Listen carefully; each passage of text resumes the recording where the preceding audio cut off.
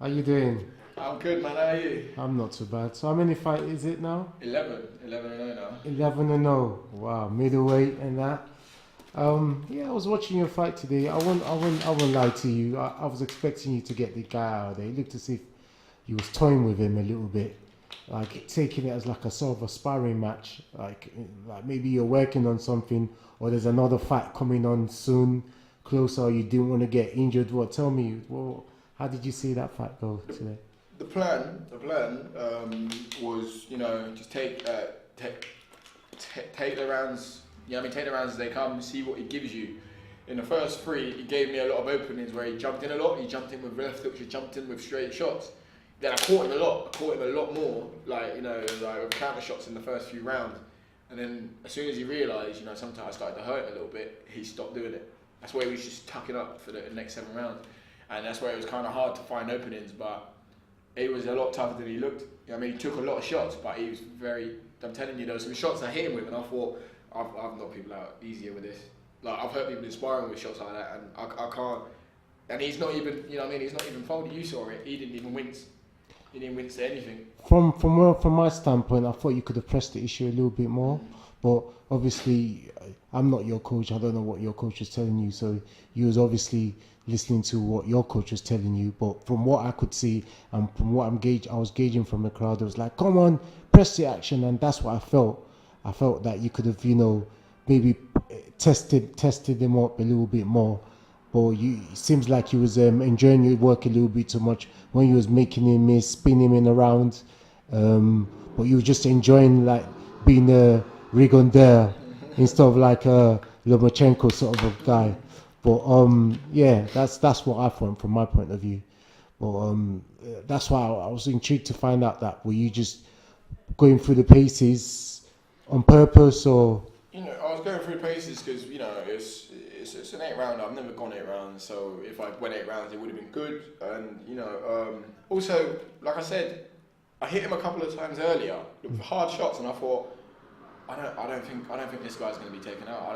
I don't actually think I can take him out hitting him hard. So I thought, let me see what he can give me to counter back and try and get him through that. And then he stopped giving me anything. And then I thought, you know what? Let me just dance it out. Let me just style it out. Don't do nothing stupid. Make him miss. Look flashy and get out of there. Really.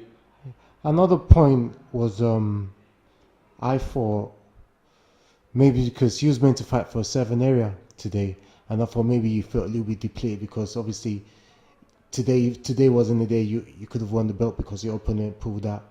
How does did it change your mental thing knowing your opponent pulled out weeks before your fight? We went into the fight with the same. We went into the fight with the same mentality of it's a title fight. Yeah, we didn't slow it down. We didn't do anything. We just went into it the same mentality. Let's go get it. But it does get to you a little bit mentally. It does deplete you a little bit. I don't think that was a factor in this fight. But at when I first got told I wasn't fighting for Southern Area and training for about a couple of days, it did deplete me a little bit, and I had to just kind of relax and let it get off me and kind of just, okay, it's sunken in now, I'm not doing it. It's not happening this year. I'm not getting a strap this year. Fine. I've taken it. I got past the mindset and then, head for a new goal now. But no, that wasn't a factor in this fight. It wasn't one of those. I understand what you're saying 100%. That wasn't the case. And myself, I felt good. Felt like I stepped the pace up now and then. But it was at points where, it's kind of, I don't know, it gets to a point where, you don't really need to. You can, there's just, better looking ways to win in the elite boxing eyes. If you look good and you're making the opponent miss, it still looks good. Some people might not like it, but at the same time, I'm sure people would be saying if I got him out of there, they'd be like, oh, that was a bit of an easy fight. So it's just one of those. Okay. So what's next for you? I know you believe you still sound with David Haye. He's got a big thing going on this month. Today's the 1st, 22nd. With his other client, Derek Chisora. Could you get squeezed in for that? Are you getting squeezed in for that show? Or at this minute, I don't really know. There was some speculation. There was some names thrown out. There was some good opportunities thrown out there, but it was all just speculation. So until I know, I know. Okay. So what about in terms of that 7 area now? What's the situation there? Is it a waiting game or Well, what do you know? No, it's been rescheduled for 2019, definitely in March. Just not really sure what the date is. Okay, actual is it date going to be the same opponent? Yeah, it's going to be the same opponent. If he pulls out, he gets stripped. Who's he signed with? MTK, is it? MTK, Okay. So do you know whether it's going to be your show or their show? our show. All the terms are the same. Okay. All right. Well, anything else you want to tell me? No, thank you everyone to come out. Really, it's just I remember bringing like 30 people to my second fight. Now it's nearly 300 that came today. So I can't. You know what I mean? I'm in a good place. I'm in a really good place right now. I really appreciate everyone's support. Well, I saw your fight as more of an appetizer. Later on is the main course. The main course is Deontay Wilder against Fury. Who do you see winning that fight? I'm still sitting on the fence. Oh, you must have got some. Somebody, wait, listen to me. I'm still sitting on the fence. But somebody said to me something very, very important that I overlooked was, time out of the ring at a certain level. You can't, because look at their previous fights. Fury has fought on a good level, but the last 2-3 opponents, dog shit. At this level now, I'm not sure how his body, no matter what shape he gets in, I'm not sure how his body will fare through the championship rounds. I'm not sure if he'll go through them.